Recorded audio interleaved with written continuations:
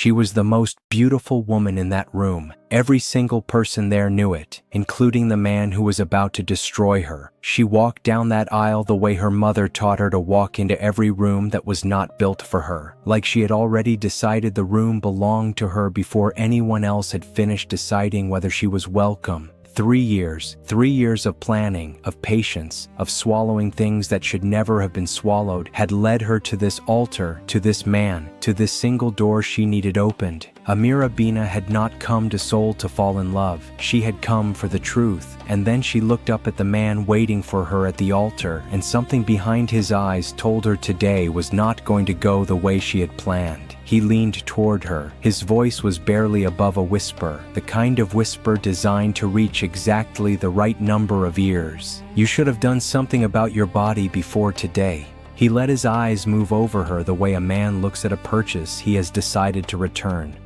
"You are too thick for this dress, too much for this room, too much for the image I need beside me." The music stopped. Or maybe it had already stopped and nobody had noticed until now. 200 guests in their finest clothes sat inside a silence so complete you could hear a woman deciding whether or not to let it break her. She didn't. Amira Bena stood at that altar with the kente her grandmother's hands had sewn into her dress and the memory of her brother folded inside her chest, and she did not give that man a single tear to take home. And then, from the back of that hall, a chair scraped against marble. Nobody moved, nobody spoke. Because in Seoul, when Taro Min stood up, you did not ask why. You held your breath and you waited to find out what was about to end. He walked forward through 200 frozen people and he did not hurry. He never hurried. And every step he took toward that altar changed the temperature of that room in a way that nobody who was present that day would ever be able to fully explain to the people who were not there. Seno Park turned around, and for the first time in the memory of everyone who knew him, Seno Park went very, very pale. Amira had not turned around yet. She was still looking straight ahead, still holding herself inside that stillness she had built over 3 years of surviving rooms that did not want her in them. But she felt it. The shift in the air was not subtle. It was the way a storm feels before it arrives. Not in the clouds, but in the skin. Every person in that hall was looking at something behind her, and the silence had changed its quality entirely. It was no longer the silence of cruelty landing unopposed. It was the silence of something much larger entering the room. She turned around, and that was the moment, that precise, unrepeatable moment when Amira Bena's eyes found Taro Min's eyes across a room full of people holding their breath. And something passed between them that had no name and needed none. He stopped walking, 3 feet from the altar, and he looked at her, only her, the way a man looks at something he recognizes from a dream he never told anyone about. Nobody in that hall understood what they were watching, but every single one of them knew, with the deep animal instinct of people who recognize history being made in real time, that the wedding they had come to witness was no longer the most important thing happening in this room. Taro Min walked all the way to the altar. He stopped at exactly 3 feet from Seno Park. He did not raise his hand. He did not touch him. He did not need to. He leaned close enough to Seno's ear that not one other person in that hall could hear him. Whatever he said lasted 11 seconds. 11 seconds, and Seno Park transformed from the man who had spent his morning humiliating his bride into a man who looked like he had just remembered something he had spent years trying to forget. Before this story goes one step further, where in the world are you watching from right now? Drop your country in the comments. This story already has people watching from every corner of the world, and I want to know exactly where you are sitting with this right now. The wedding did not end loudly. It ended the way most terrible things end, quietly, one person at a time. Each guest making the private calculation that whatever was happening at that altar was no longer something they wanted to be a witness to. Amira had not moved. She had not asked for any of this, and she had not given anyone the satisfaction of watching her fall apart. Something inside her that had been wound tight for 3 years was paying very careful attention. Zubi was beside her within the minute, taking her hand without asking and without speaking, which was exactly what the moment needed, because some moments require presence and not words. "Amira?" Zubi's voice was firm and low. She turned, but not before the man in the black suit looked up from across the hall and found her eyes one final time, and held them, as if he had something to say and had not yet decided whether to say it. He found her 20 minutes later in the corridor outside the hall. She had changed out of the wedding dress in the bridal suite and was standing in the hallway in an emerald green wrap dress, her natural hair still full and crown-like, her heels in her hand because she had decided somewhere in the last 20 minutes that she was done performing comfort for rooms that had not earned it. She heard him before she saw him, not footsteps exactly, a quality of stillness that arrived in a space just before he did, like weather you feel in your joints before you see it in the sky. Taro Min appeared at the far end of the corridor. He stopped at a respectful distance. That surprised her. She had expected power to fill space the way it usually did. Instead, it stood far away and waited, which was somehow more unsettling than if he had simply walked up to her. "Are you hurt?" he asked. She almost laughed. Not because it was funny, but because it was the last thing she'd expected from a man who looked like him, and because her honest answer was complicated in ways she had no intention of sharing with a stranger in a corridor. "No," she said. He watched her for a moment with that unhurried quality that made everything around him feel like it was moving slightly too fast. "He won't speak to you again," Taro said, "or appear in any space you occupy. You have my word on that." She studied him the way she studied everything, completely and without rushing. "Why were you at that wedding?" The question landed between them like something placed deliberately on a table. He did not answer immediately. That pause, brief as it was, told her more than any response would have. "I had business with the groom," he said finally. She nodded slowly, as if she believed him, as if she couldn't feel the enormous shape of everything he had left out of that sentence. "Business," she repeated. "Yes." She put her shoes back on, slowly, without once breaking eye contact. "Interesting," she said, and she walked past him toward the elevator and did not look back. It cost her something she was not ready to name to keep her eyes forward and her pace steady. Behind her, Taro Min stood in the corridor for considerably longer than was necessary and stared at the space where she had been standing.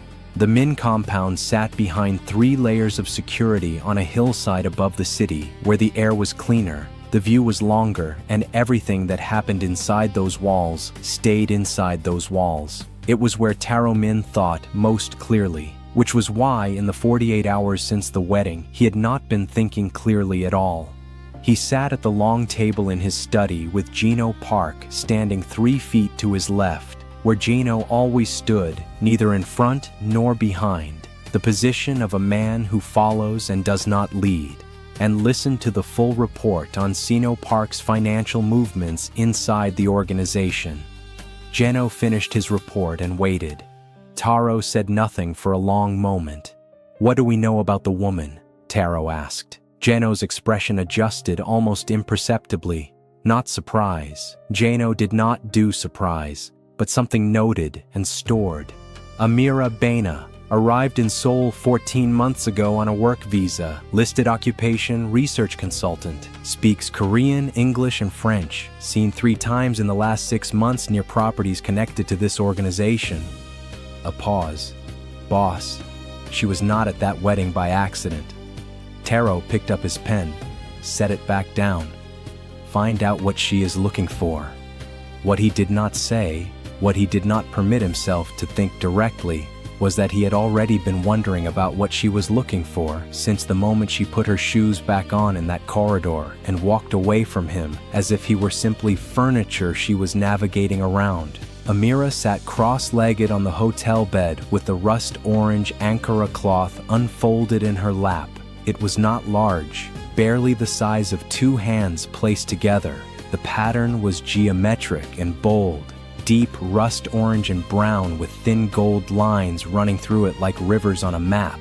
It had belonged to her brother. He used to fold it into his shirt pocket when he was nervous, a habit picked up from their grandmother and never fully explained. Zubi sat in the chair by the window and watched and said nothing for a long time, because she knew that some grief needs to breathe before it can be spoken to. Today was not the plan, Amira said finally. No, Zubi said, but Seno still has connections to the people I need to find. Whatever Taro Min said to him in that hall, whatever it costs Seno, that debt still exists. I can still use it. Zubi looked at her for a careful moment. And what about Taro Min? The question settled into the room.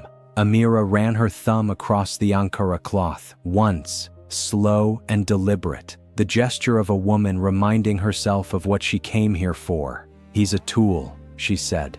Like Seno was. She said it with complete conviction. She almost believed it. Across the city, 14 floors above the street, the most dangerous man in Seoul was standing at a window and thinking about a woman in an emerald green dress. He had not felt this since before he learned to be careful.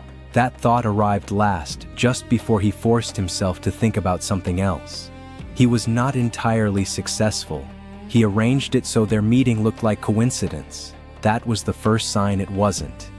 Amira arrived at the Korean Heritage Museum on a Wednesday afternoon because the archive on its third floor held documentation she needed for the trail she had been following for 3 years. It was a necessary step. She had made the appointment 2 weeks before. She did not expect to find Taro Min standing in front of a display case on the second floor.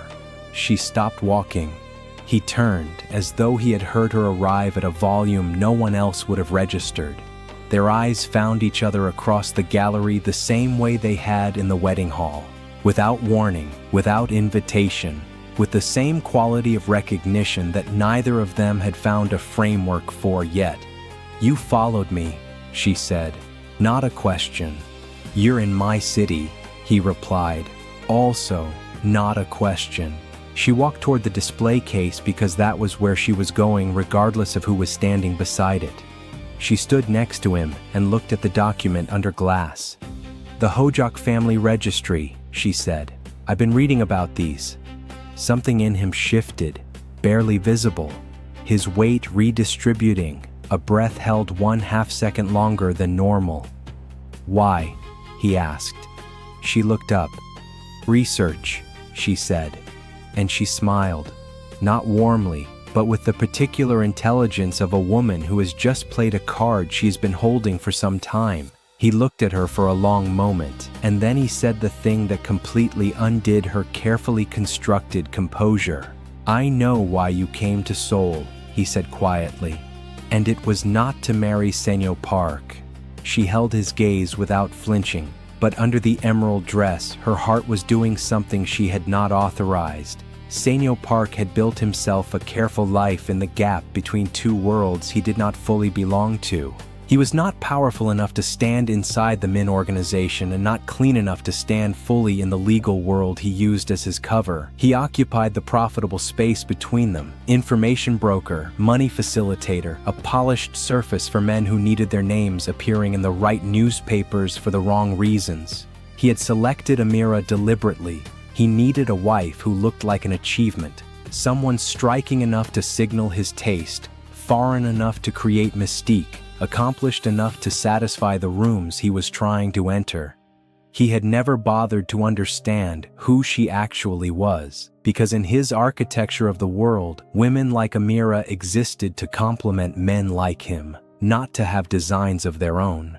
The financial records Gino compiled told a story with no alternative interpretations. 14 months of redirected funds, 4 shell accounts layered carefully to resemble consulting fees. Seno Park had been stealing from the Min organization with the particular confidence of a man who believed his distance from the source made him untouchable. He had miscalculated. What made Taro's jaw tighten with something beyond ordinary anger was this.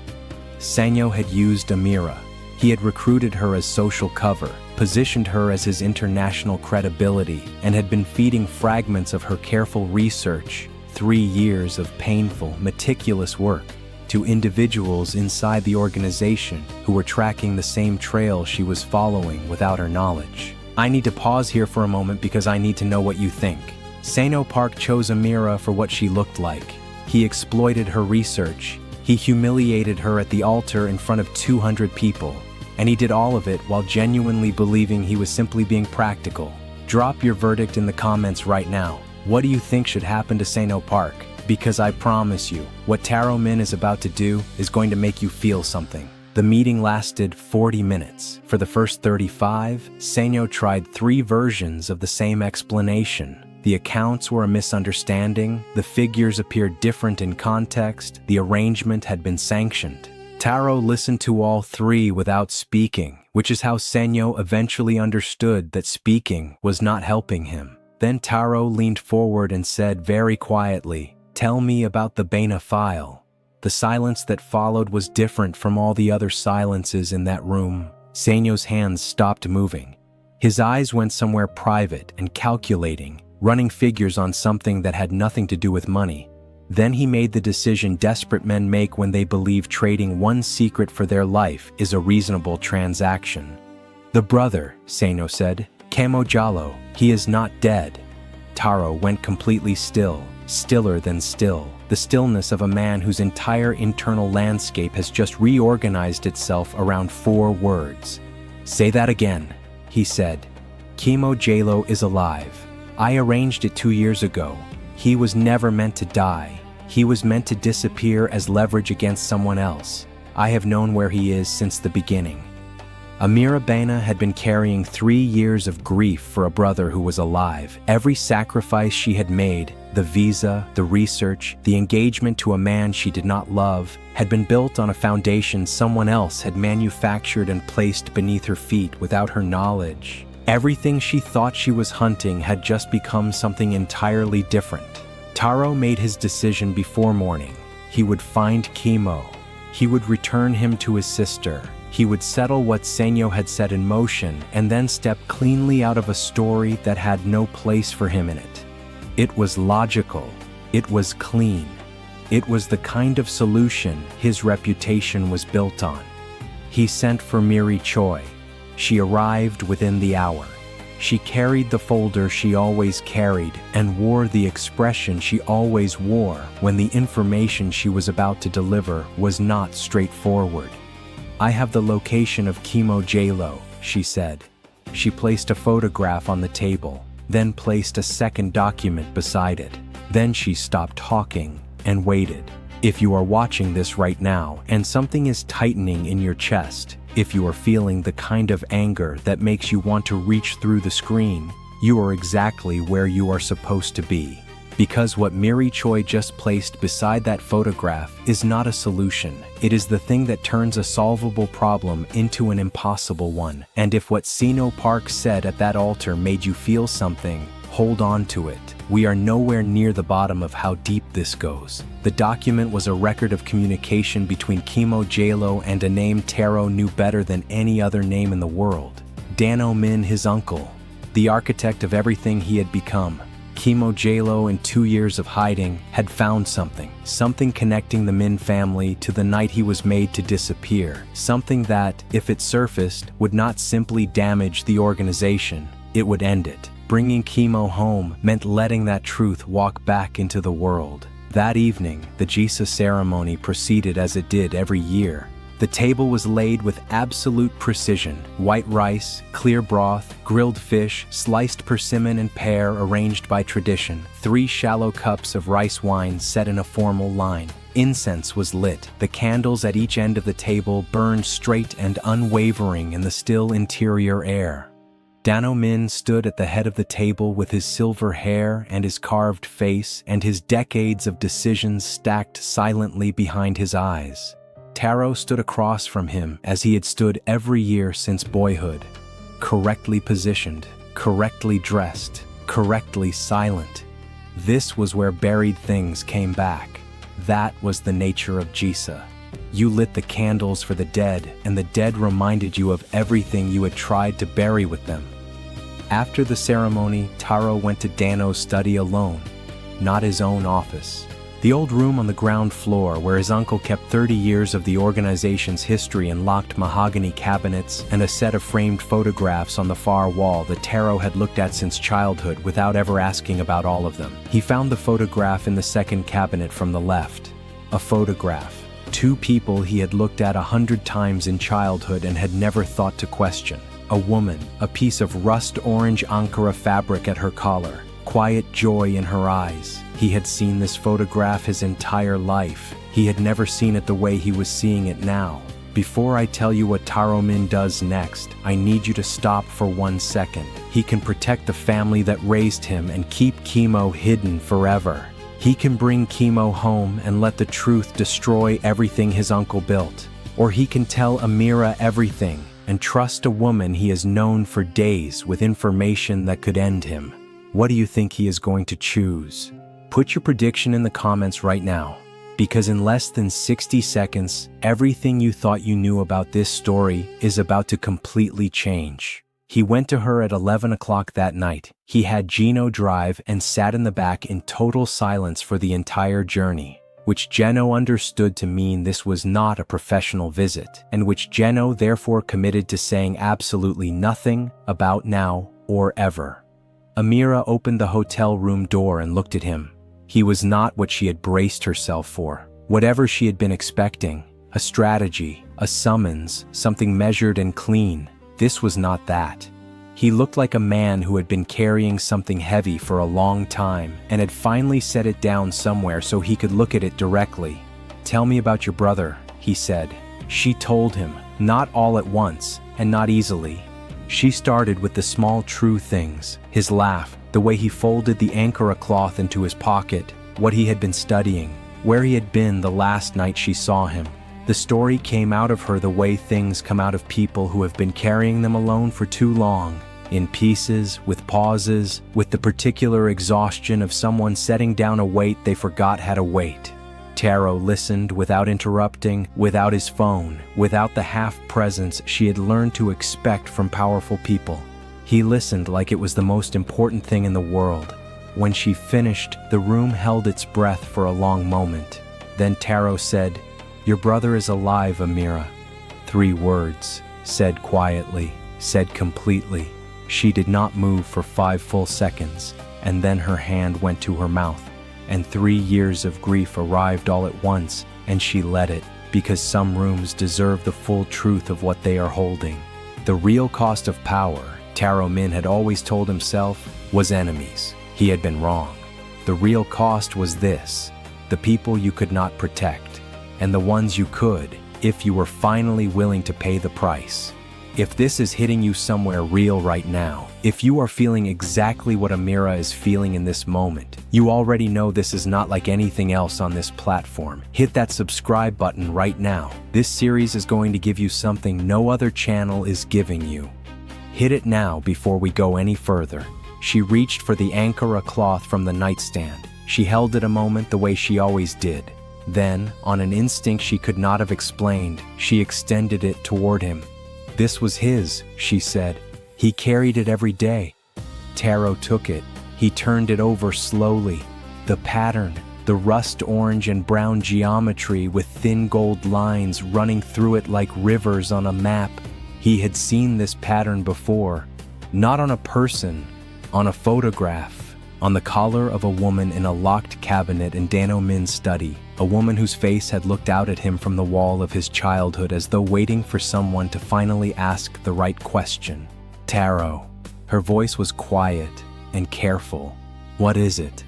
He looked up at her, and for a fraction of a second, for the briefest unguarded moment, the most controlled man she had ever shared a room with looked like a boy who had just been handed the answer to a question he had been asking his entire life without knowing he was asking it. If you have someone in your life who needs to be watching this story right alongside you, share this video right now. Because what is about to happen between these two people is the kind of thing you should not watch alone. He took the photograph from his jacket pocket. He had carried it there since he left Dano's study, not knowing why until this exact moment. He placed it on the bed between them. Amira picked it up. Her face changed in sequence. Recognition, then confusion, then the slow, devastating arrival of something too large to immediately hold. "That woman," she whispered. "That is my mother's sister, my aunt. She died before I was born." She looked up. "Where did you get this?" He told her everything he knew.